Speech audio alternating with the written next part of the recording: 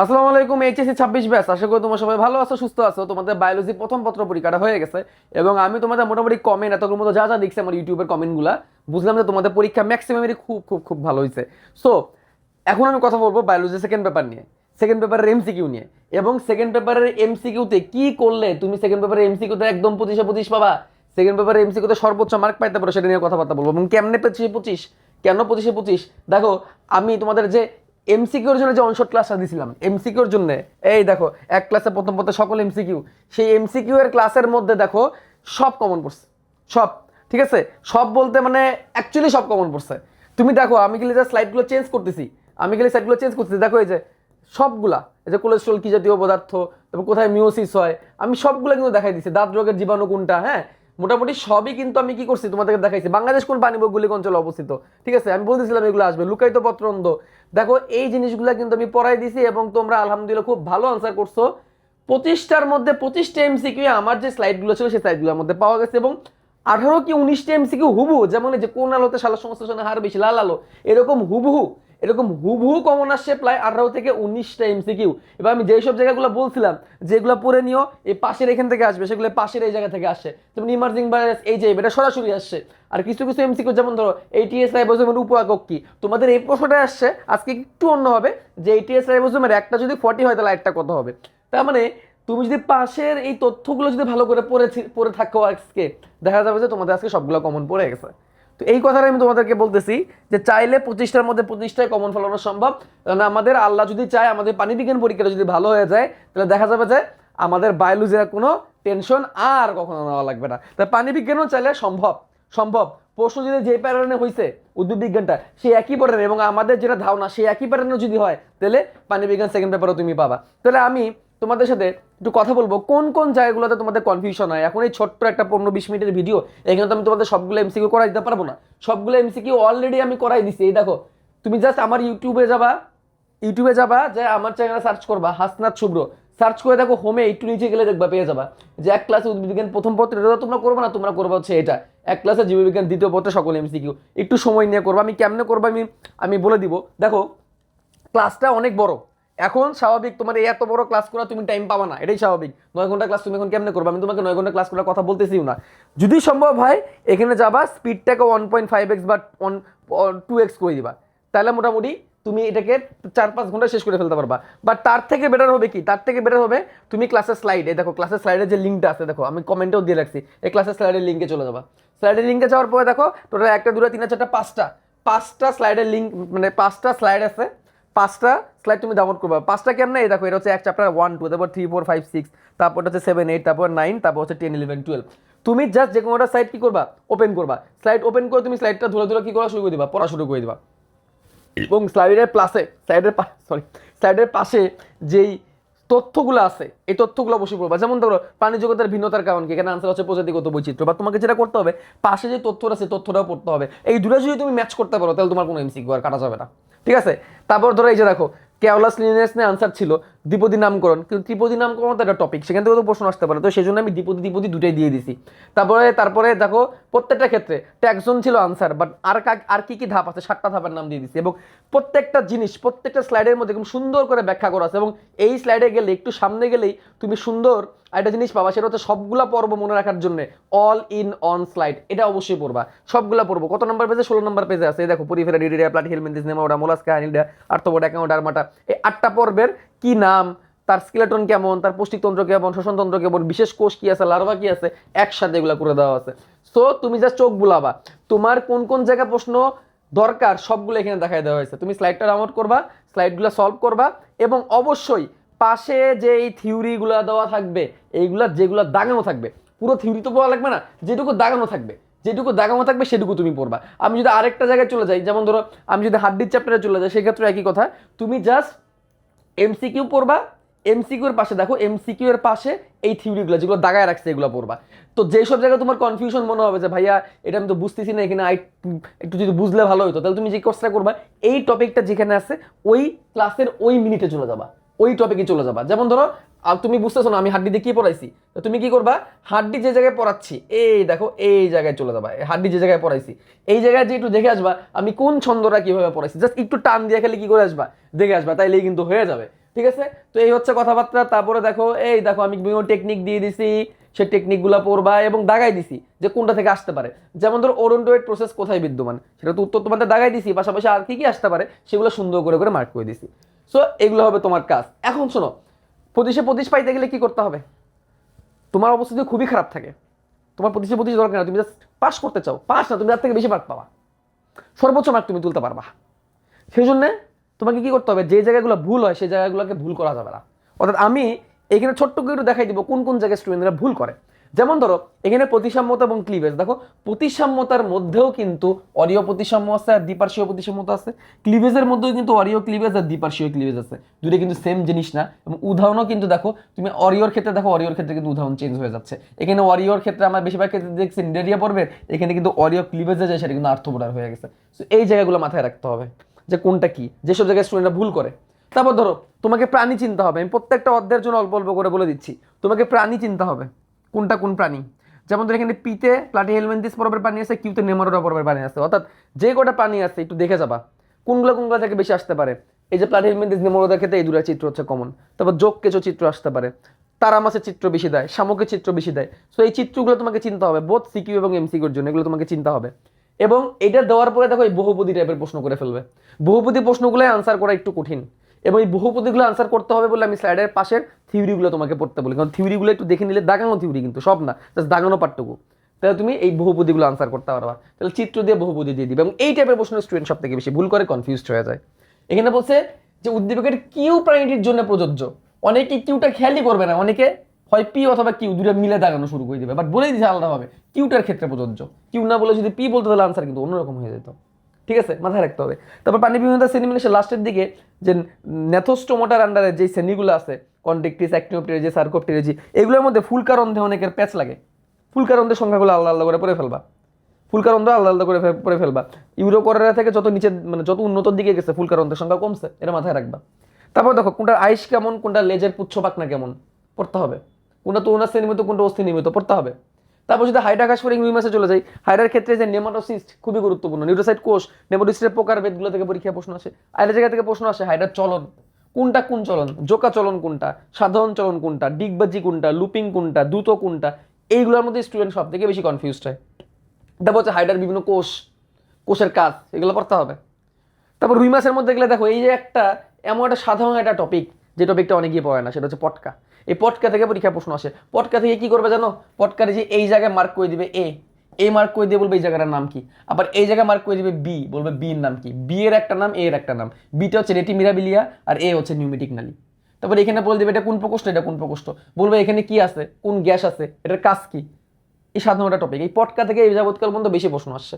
তারপর আরেকটা হচ্ছে কি দেখো, প্রথমে রেণুপোনা, তারপর ধানীপোনা, তারপর আঙ্গুলিপোনা, তারপর ব্রুড মাস। অর্থাৎ ফ্লো চার্ট, যত জায়গায় এরকম ফ্লো চার্ট পাবা ধারাবাহিকভাবে শিখে ফেলবা। এটা আমি উদ্ভিদ বিজ্ঞানের জন্য বলছিলাম, ফ্লো চার্ট ধারাবাহিকভাবে শিখে ফেলবা। ঠিক আছে, তারপর হচ্ছে পরিপাক, কোন জায়গায় কোন পরিপাক হয়, পরিপাকের ক্ষেত্রে আমি বলে দিচ্ছি, এখান থেকে একটা এমসিকিউ পাবা। এনজাইম, সেটা কোথা থেকে আসে, কোথা থেকে আসে, সেটা কি কাজ করে, সেটা কার উপর কাজ করে, কার উপর কাজ করে, সেটা কোথায় কাজ করে, ভালো করে শিখে ফেলবা। এবং এগুলো সব আমি আমার ক্লাসে সুন্দর করে বুঝাই দিচ্ছি। তাহলে কি এনজাইম, সেটার নাম, সেটা কোথা থেকে আসে, সেটা কোথায় কাজ করে, কার উপর কাজ করে, কোথা থেকে আসে, কোথায় কাজ করে, কার উপর কাজ করে, এগুলো থেকে কিন্তু পরীক্ষা প্রশ্ন আসবে। সে এইখান থেকে একটা প্রশ্ন পাবা। তারপর হচ্ছে পরিপাকতন্ত্রের গঠন, একদম দৈর্ঘ্য প্রস্থ সহ শিখে ফেলবা। কোনটার মধ্যে যেমন একটা প্রশ্ন খুবই কমন চলে আসতে পারে, ক্ষুদ্রান্তের অংশ 9 কোনটি, বৃহদান্তের অংশ 9 কোনটি, বা নিচের কোনটি ক্ষুদ্রান্তের অংশ, নিচের কোনটি বৃহদান্তের অংশ, অ্যাপেন্ডিক্স কার অংশ, এগুলো থেকে হরহামেশা প্রশ্ন আসে।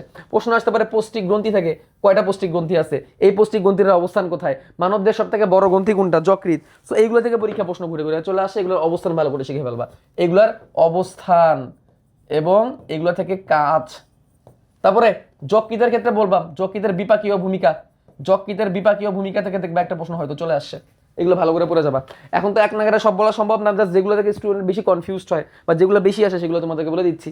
কপাটিকার অবস্থান, 6টা কপাটিকা তোমাদের বইয়ে দেওয়া আছে, সবাই 6টা কপাটিকার অবস্থান ভালো করে শিখে ফেলবা। কোন প্রাচীর পুরো বেশি, কোন প্রাচীরটা পুরো বেশি জেনে ফেলবা। অ্যাপিকার্ডিয়াম, মায়োকার্ডিয়াম, এন্ডোকার্ডিয়াম, চর্বি কোথায় লেগে থাকে, তারপরে কোনটা বেশি পুরু, কপাটিকা ধারণ করে কে, জানবা। ঠিক আছে, তারপরে এই যে এইভাবে প্রশ্ন আসতে পারে, এ মানে কি ডান অ্যাট্রিয়াম, এটা ডান নিলয়, বাম অ্যাট্রিয়াম বাম নিলয়, এইভাবে প্রশ্ন আসতে পারে। এটাই উদ্দীপক। তারপরে সিস্টোল ডায়াস্টোলার টাইমিং কত, লাভ ডাব শব্দ কোথায় হয়, চিত্র আঁকানো শিখে ফেলবা সৃজনশীলের জন্য, দেখবে এটি চিত্র তোমাদের পরীক্ষায় আসছে। চিত্র একটা চিত্র আঁকাবা, এই চিত্র দিয়ে তুমি কার্ডিয়াক চক্র ব্যাখ্যা করতে পারবা, এই চিত্র দিয়ে লিপিড প্রস্থচ্ছেদ ব্যাখ্যা করতে পারবা, এই চিত্র দিয়ে তুমি পেসমেকার স্থাপন ব্যাখ্যা করতে পারবা, এই চিত্র দিয়ে তুমি কি ব্যাখ্যা করতে পারবা, এই মায়োজেনিক নিউট্রন বা জাংশনাল টিস্যু ব্যাখ্যা করতে পারবা। খালি আনসারগুলো চেঞ্জ হয়ে যাবে। তারপরে যে ফ্লো, সিস্টেমিক সংবহনের ফ্লো কোনটা, কারোনারি সংবহনের ফ্লো কোনটা, পালমোনারি সংবহনের ফ্লো কোনটা, এই ফ্লো শিখবা। প্রশ্ন এভাবে আসতে পারে, এইটা আর এইটা সেম জিনিস, এখানে হাট আঁকানো আছে, এখানে হাট আঁকানো নাই। প্রশ্ন বলতে পারে যে সিস্টেমিক সংবহন কোন দিক থেকে কোন দিকে হচ্ছে, এ থেকে বিতে কোথায় যাচ্ছে, এ থেকে সি এর মাঝখানে কি কপাটিকা, বি থেকে ডি এর মাঝখানে কি কপাটিকা, সি থেকে কি কপাটিকা হয়ে বের হয়, ডি থেকে কি কপাটিকা হয়ে বের হয়, এগুলো কিন্তু পরীক্ষায় প্রশ্ন আসতে পারে। তারপরে যদি আমি ফুসফুসের চ্যাপ্টারে চলে যাই, ওই সেম ফ্লো চার্ট, ফুসফুসের চ্যাপ্টারে প্রথমে হচ্ছে ফ্লো চার্টটা পড়বা। ফ্লো চার্ট অর্থাৎ কার্ড, যেটাকে আমরা বলি শ্বসন বৃক্ষ, শ্বসন বৃক্ষ ভালো করে পড়বা, কোনটা পরে কোনটা, কোনটা কোন অঞ্চলে, কোনটা বায়ু গ্রহণ বায়ুতে এক অঞ্চল, কোনটা বায়ু পরিবহন অঞ্চল, কোনটা কোন অঞ্চল। তারপর হচ্ছে, তারপরে এখান থেকে ভালো করে পড়বা কোনটা, এখান থেকে তোমরা ভালো করে পড়বা হচ্ছে অ্যালভিওলাস, অ্যালভিওলাস ভালো করে পড়বা। তারপর রোগ, রোগ থেকে যেরকম এমসিকিউ আসে সেরকম সিকিউতে আসে। তোমার সাইনোসাইটিসের কারণ, জীবাণুগুলোর নাম জেনে যেতে হবে, কি কি কারণে সাইনোসাইটিস হতে পারে জানতে হবে, ঠিক আছে। এই হচ্ছে কথাবার্তা। কিডনি চ্যাপ্টার সেম, ফ্লোচার্টগুলো পড়বা কিডনি চ্যাপ্টারে। মূত্র তৈরি কৌশল, কিসের পরে কি হয়, আলট্রাফিল্ট্রেশন, সিলেক্টিভ রিঅ্যাবজর্পশন, তারপর হচ্ছে সক্রিয় ক্ষরণ, তারপরে কোনটার পর কি, প্রথমে পিসিটি, তারপর হেনরির লুপ, তারপর ডিসিটি, তারপর সংগ্রাহক নালিকা। তারপর যে এই জায়গাটুকুর গঠন ভালো করে পড়বা, ঠিক আছে। রেনাল কর্পাসুলারের গঠন, গ্লোমেরুলাসে কি আছে, বোমেন্স ক্যাপসুলে কি আছে, বোমেন্স ক্যাপসুলে কি কি কি কোষ আছে, কোনটা কর্টেক্সে পড়ছে, কোনটা মেডুলায় পড়ছে, ভালো করে পড়বা। বিকলটা পড়ে ফেলো কিন্তু, ঠিক আছে। কিডনি থেকে এগুলো কিন্তু পরীক্ষায় প্রশ্ন আসতে পারে। আচ্ছা, হাড্ডির চ্যাপ্টার খুবই গুরুত্বপূর্ণ, এখান থেকে এমসিকিউ এর কোনো সমাপ্তি নেই, বহুত এমসিকিউ আসতে পারে। আমি এই চ্যাপ্টারটা অন্ততপক্ষে, এই চ্যাপ্টারটা এবং ব্রেনের চ্যাপ্টারটা অন্ততপক্ষে আমার অনশট ক্লাস থেকে দেখো তোমরা, ঠিক আছে, দেখে যাও একটু এক টান দিয়ে। সো এগুলো ভালো করে শিখবে, এগুলোর জন্য বিভিন্ন ছন্দ দিয়ে দিছি। এগুলোর সংখ্যা থেকে পরীক্ষায় প্রশ্ন আসবে, অবস্থান থেকে পরীক্ষায় প্রশ্ন আসবে। তাহলে কি এর থেকে আসবে, এখান থেকে, এইখান থেকে স্টুডেন্ট বেশি ভুল করে, সংখ্যা এবং অবস্থান। এখান থেকে আসবে কোনটা কোথায়, কোনটাকার অবস্থান। দেখবা করটিকার করটি এক জিনিস না কিন্তু, করটি অস্থি 29টা, করটিকা অস্থি কিন্তু 8টা। এখানে অনেক স্টুডেন্ট প্যাচ লাগায় ফেলায়, কোনটা কয়টায়, কোনটা কার আন্ডারে প্যাচ লাগায় ফেলায়। করটির আন্ডারে মুখমণ্ডলীয়, করটিকা, কর্নাস্থি এবং হাইওয়েড। আর করটিকার আন্ডারে কি, ফ্রন্টাল, প্যারাটাল, টেম্পোরাল, স্ফিনোইডাল, অথমোইডাল, এক্সোপিটাল, ঠিক আছে। সো এগুলো জানতে হবে, কোনটার আন্ডারে কে, মুখমণ্ডলের আন্ডারে কে। তারপর মেরুদণ্ডের কোনটাই কত, সার্ভাইকেলে কয়টা, থোরাসিকে কয়টা, লাম্বার কয়টা, স্যাক্রালে কয়টা, কক্সিসে কয়টা, এখানে প্যাচ লাগায় ফেলে স্টুডেন্টরা, ঠিক আছে। এগুলোর মধ্যে কিন্তু স্টুডেন্ট খুব প্যাচ লাগায়। তারপর হচ্ছে কোনটা হাতের কোনটা পায়ের, কোনটা হাতের অস্থি কোনটা পায়ের অস্থি, প্যাচ লাগায়, কোনটা কয়টা আছে প্যাচ লাগায় ফেলে। এই যে এগুলোর গঠন ভালো করে শিখে যাবা, কোথায় কি আছে প্রত্যেকটার ক্ষেত্রে ভালো করে শিখে যাবা। আমি এখানে শুধু থোরাসিক দিছি, শুধু থোরাসিক পড়লে হবে না, অ্যাটলাস পড়তে হবে, অ্যাটলাস পড়তে হবে, এক্সিস পড়তে হবে, C7 পড়তে হবে, সার্ভাইকেল 7। তো থোরাসিকের একটা টিপিক্যাল পড়ে যাবা, টিপিক্যাল থোরাসিক অর্থাৎ সাধারণটা থোরাসিক ভাটিবা পড়ে যাবা। তারপর স্যাক্রাল পড়ে যাবা, স্যাক্রাম, স্যাক্রামটা ভালো করে পড়ে যাবা। তারপরে এখানে এখানে ফিমার পড়বা, তারপর হচ্ছে হিউমেরাস পড়বা। এটা সৃজনশীলের জন্য লাগবে, ফিমারের গঠন আর হিউমেরাসের গঠন। এই যে ফিমারের মাথা কোথায় লাগানো থাকে, হিউমেরাসের মাথা কোথায় লাগানো থাকে, অ্যাসিডাবুলামে কি লাগা থাকে, গ্লেনোয়েড গোবরে কি লাগানো থাকে, এইগুলা পরীক্ষায় আসবে। কার আছে ট্রোকান্টার, ছোট বড় ট্রোকান্টার, আর কার আছে টিউবারকল জানতে হবে। কার আছে নচ, কার আছে কন্ডাইল, কার আছে অ্যাপিকন্ডাইল, এগুলো থেকে পরীক্ষা কিন্তু প্যাচ লাগায় প্রশ্ন করে দেয়। যেটা খুবই গুরুত্বপূর্ণ, তো না স্থির প্রকার বেদ, এখান থেকে দেখবা পরীক্ষায় প্রশ্ন আসছে, ভালো করে মনে রাখবো। আমি টেকনিক বলে দিচ্ছি, যেখানে টেকনিক বলছিলাম ট্রিপলি, এখানে বলছিলাম কি ট্রিপলি, এখানে টেকনিক বলছিলাম কি চু মা চুনময় মাথায় বা মস্তকে, ঠিক আছে। তো প্রত্যেকটা ক্ষেত্রে আমি টেকনিক তোমাদেরকে বলছিলাম, দুটা মধ্যবর্তী স্থানে কি শ্বেততন্তুময়। সো এইগুলো কোনটার মধ্যে কি আছে আমি সব পড়াই দিচ্ছি, এখান থেকে পরীক্ষা প্রশ্ন আসবে। তারপরে দেখো ব্রেনের চ্যাপ্টারে যদি চলে যাও, এই যে ব্রেনের কোন অংশের কি কাজ, এইটার জন্য টেকনিক আমি তোমাদের বলে দিছি, এটা তোমাদের অবশ্যই ভালো করে শিখতে হবে, কোন অংশের কি কাজ ব্রেনের, এটা বাদ দিয়ে যাওয়াই যাবে না। তারপরে হচ্ছে এই যে এই চার্ট, ভাই আগে আমরা কেমনে মুখস্থ করতাম, সেন্সরি মোটর মিশ্র সেন্সরি মিশ্র মোটর, আগে এমনি মুখস্থ করতাম। বাট এখন আর এমনি মুখস্থ করা লাগে না, এটার জন্য টেকনিক আছে। এটা কেমনে মনে রাখবে, পুরো চার্ট আমি গিলাই খাওয়াই দিছি।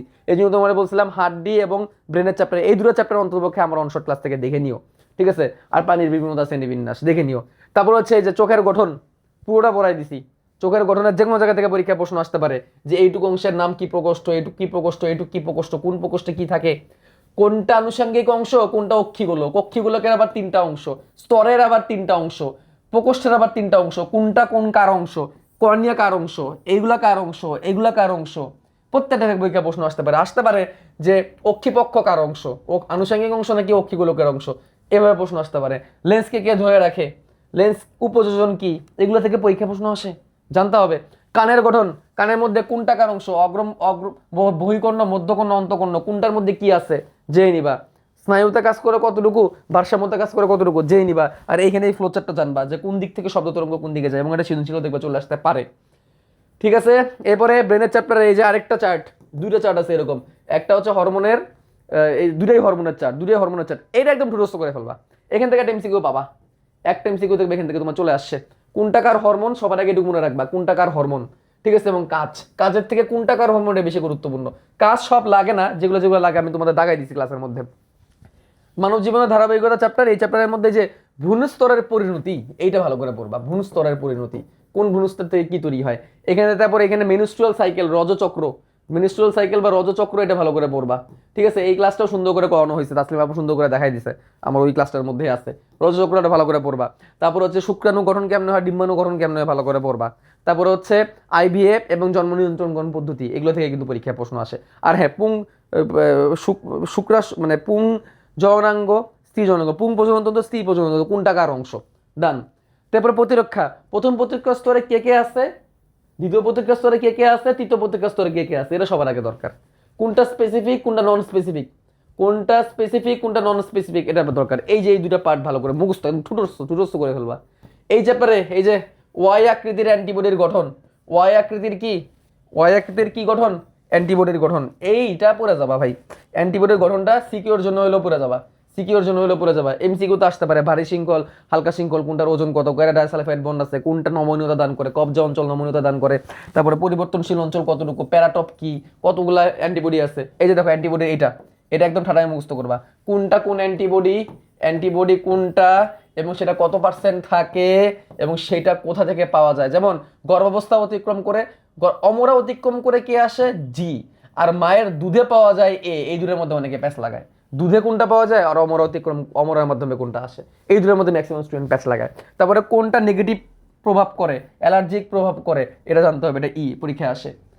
তারপরে এর পরের পার্টে যদি আমি চলে যাই, ভ্যাকসিন আছে, আরেকটা আছে ভ্যাকসিনের প্রকারভেদ, ভ্যাকসিনের প্রকারভেদ কি কি ভ্যাকসিন, অ্যাটিনিউটেড কোনটা, নিষ্ক্রিয় কোনটা, কোনটা শক্তিহ্রাস, কোনটা মৃত, এগুলো ভালো করে দেখে যাবা। তারপরে দেখো মেন্ডেলের কোন সূত্রের কোনটা ব্যতিক্রম, এটা সবার আগে জানবা। প্রথম সূত্রের ব্যতিক্রম কারাকার, দ্বিতীয় সূত্রের ব্যতিক্রম কারাকার, এটা জানতে হবে।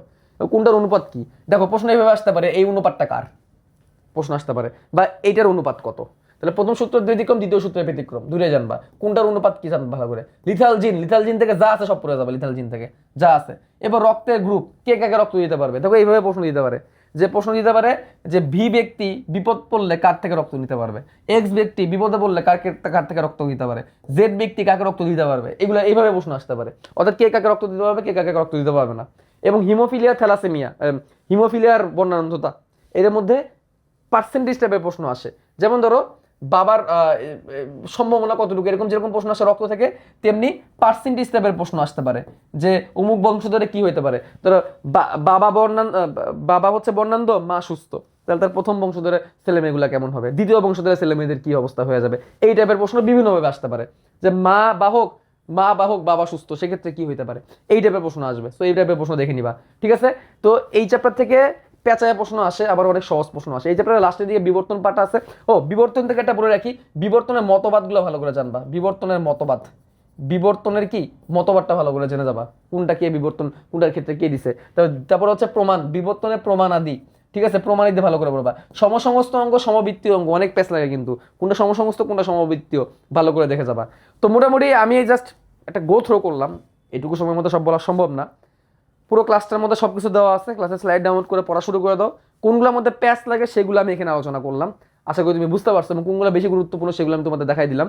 তো তোমরা ভালো করে প্রিপারেশন নাও, এমসিকিউতে সর্বোচ্চ মার্ক পাও, বায়োলজি পরীক্ষা শেষ করে ম্যাথের দিকে আগায় যাও, তারপরে পরীক্ষা শেষ আলহামদুলিল্লাহ। এরপর কিন্তু অ্যাডমিশন নিয়েও ভাবতে হবে, ইনশাল্লাহ তোমাদের অ্যাডমিশনে আমরা আসি, আমরা পুরো এসিএস তোমাদের অ্যাডমিশনে আসি ইনশাল্লাহ। ভালো থাকো, সুস্থ থাকো, আল্লাহ হাফেজ।